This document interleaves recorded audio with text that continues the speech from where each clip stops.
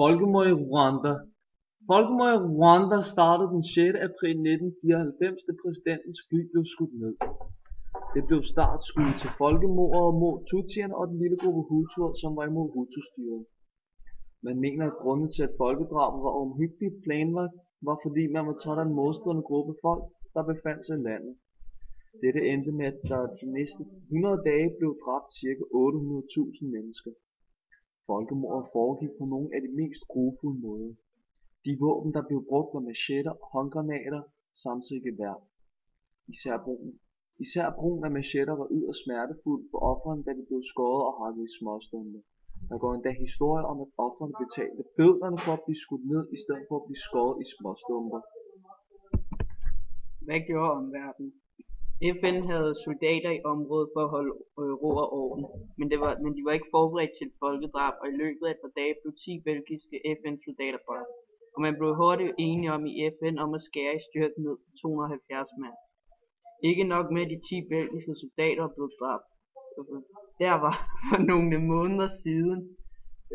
nogle måneder siden blevet dræbt 18 soldater fra USA i Somalia, hvilket var grund til, at USA ikke sendte styrker ind, fordi de ikke ville risikere flere tab. Frankrig tilbyder i maj 1994 at sende militære styrker ind til det ramte område.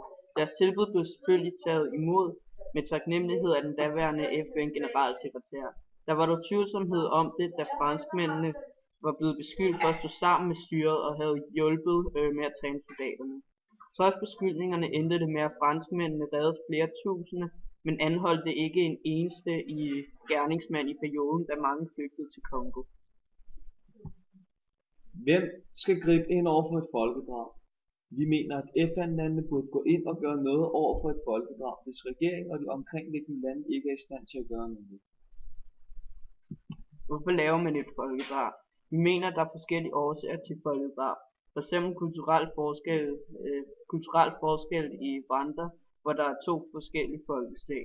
Religiøse forskelle er især også en vigtig årsag.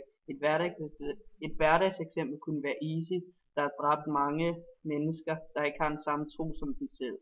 Et andet eksempel på folkedrab kunne være 2. verdenskrig, da Hitler prøvede at udrydde jøderne, fordi han ville give hans staben efter en perfekte race.